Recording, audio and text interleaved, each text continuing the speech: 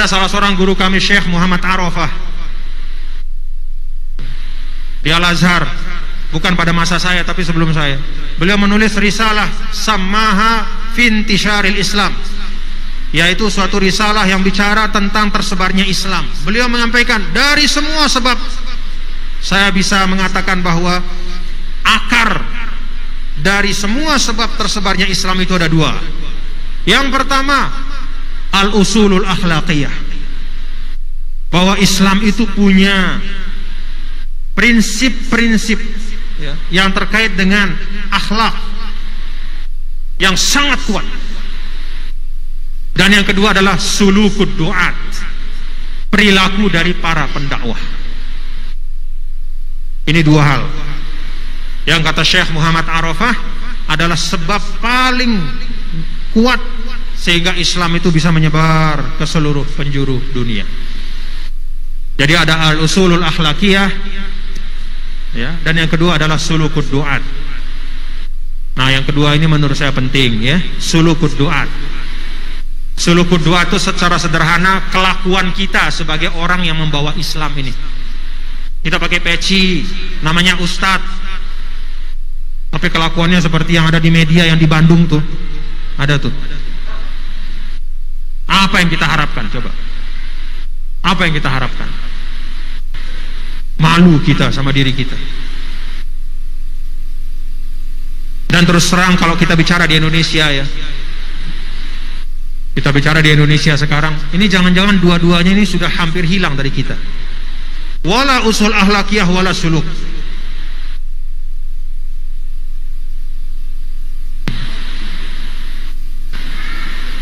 Di Masjid Hikam sendal masih sering hilang nggak?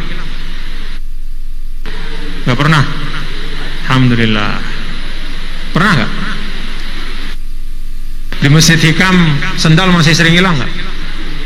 Oh masih. Ya Syekh. Itu usulul akhlaqiyah.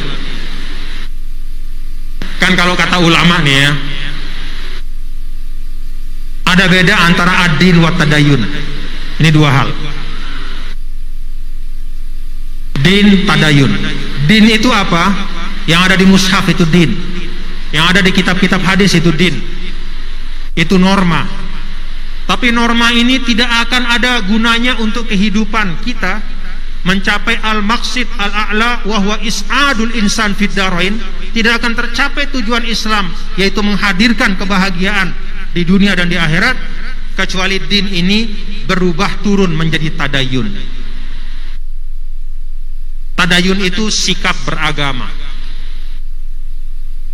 Maka dulu ketika Imam Al-Mawardi mengatakan di dalam kitab Adabud Dunya wad Din, bahwa selamatnya kehidupan dunia itu yang pertama rukunnya namanya dinun muttaba. Yang beliau maksudkan, kata para ulama, bukanlah banyaknya mushaf yang ada di negeri ini, bukannya banyaknya kitab-kitab hadis yang terpampang di perpustakaan-perpustakaan, tetapi tuntunan agama yang muttaba, yang efektif mengarahkan kehidupan kita. Itu kata Imam Mawardi. Nah, kalau saya kembali bapak-bapak dan ibu-ibu saudara sekalian, jadi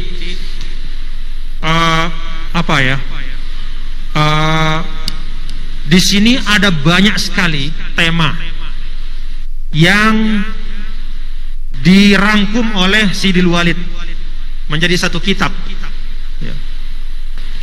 Dan tema-tema ini kalau dibaca terpisah, itu seakan-akan seperti mosaik-mosaik terpisah. Satu masalah, satu isu, pencar-pencar. Tapi kalau kita baca secara utuh, maka dia akan menghadirkan pemahaman yang kuat kepada kita tentang manhaj al-wasatiyah itu. Bagaimana di sini dijelaskan oleh Sidil Walid, ya, tentang beberapa isu dalam ranah akidah yang menyebabkan sebagian orang mengkafirkan orang yang berbeda. Itu dijelaskan di sini. Dijelaskan kesalahan berfikirnya. ada beberapa amaliyah ritual ibadah yang yatawarasuhal muslimun jilan ba'da jil, ya, yang diwarisi oleh umat Islam dari generasi ke generasi. Misalnya amalan untuk menghadiahkan pahala kepada orang yang sudah meninggal, amalan untuk bertawasul kepada Nabi kita, Nabi besar Muhammad Sallallahu Alaihi Wasallam. Itu kan diwarisi dari generasi ke generasi oleh guru kita, berdasarkan manhaj dari para ulama. Lalu kemudian lahirlah beberapa waktu terakhir, ya, kelompok-kelompok yang serta-merta mengatakan bahwa itu sesat. Bahkan tidak hanya sesat, itu bahkan dimasukkan ke dalam al-bid'ah al-mudkhilah ilan nar, ya, suatu bid'ah yang memasukkan ke dalam neraka. Nah, ini dijelaskan oleh beliau bahwa penalaran seperti ini adalah penalaran yang kalau kita boleh katakan adalah at-ta'akkulul mangkus, ya, at-ta'akkulun naqis wal mankus, yaitu metode penalaran yang kurang dan tidak lengkap serta terbalik. Jadi penalaran yang terbalik dan tidak lengkap, dia hanya melihat kepada satu atau dua teks, dia lupa bahwa ada begitu banyak teks yang lain dalam masalah yang sama. Nah, ini yang beliau ingatkan, ya. Nah, Bapak Ibu Saudara sekalian,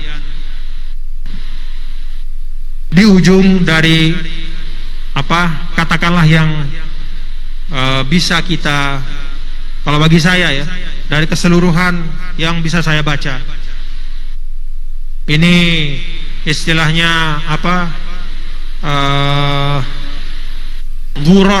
duror wa guror, ya, mutiara-mutiara yang sangat banyak.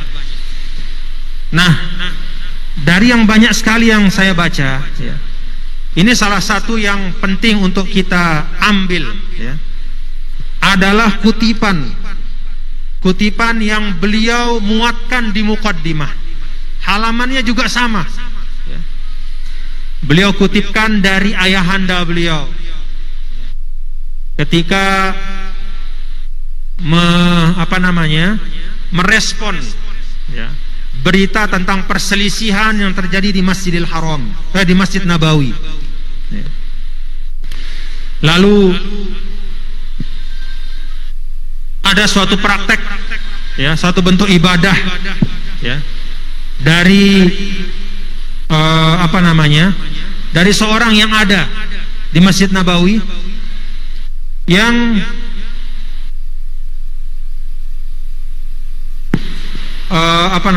di mana ada orang yang sholat sunnah setelah subuh, gitu, ya. Lalu muraqib atau orang yang katakanlah menjadi pengawas di Masjid Nabawi itu memarahi orang itu, ya. Lalu terjadilah perselisihan. Kemudian murid dari ayahanda beliau itu ngelapor kepada ayahandanya, menceritakan perselisihan itu. Apa kata ayahanda beliau?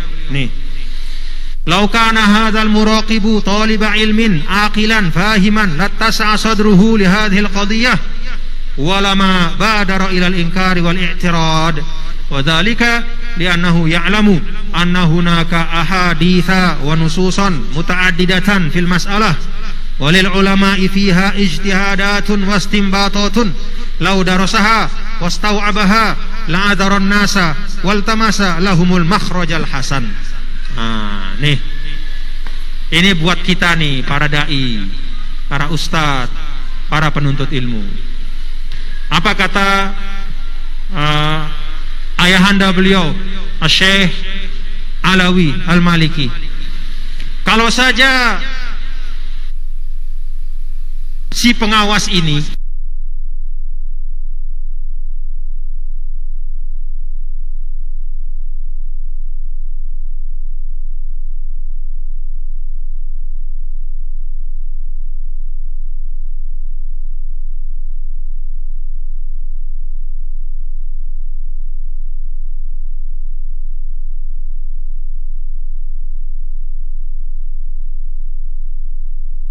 wala badara ilal inkar wal i'tirad, dan dia tidak akan terburu-buru menyalahkan orang, ya. Ya, karena kan kalau kita belajar fikih masalah sholat setelah subuh itu kan ada penjelasan banyak, ya. Ya, kalau ada sebabnya nggak apa-apa, ya. Itu mau baik itu misalnya untuk mengkada, ya, mau mengkada tahiyatul masjid, ya, dan seterusnya, itu nggak apa-apa. Itu penjelasan dari para ulama. Intinya adalah mari kita terus belajar, ya. Jadi kemampuan kita untuk menunjukkan keberagamaan yang wasati itu berbanding lurus dengan keluasan perspektif kita di dalam beragama. Kalau kita hanya baca satu kitab saja, lama-lama kita akan menyangka bahwa semua ilmu ada di satu kitab itu. Tapi kalau kita membuka diri kita dari satu kitab ke kitab yang lain, terus belajar, ya, terus membaca, maka kita akan lebih mudah di dalam menerima perbedaan-perbedaan. Wallahu alam bisawab. Terima kasih. Mohon maaf kalau ada hal-hal yang kurang pas. Kalau kepanjangan juga mohon maaf. Mudah-mudahan apa yang saya sampaikan ada manfaatnya. Terima kasih. Assalamualaikum warahmatullahi wabarakatuh.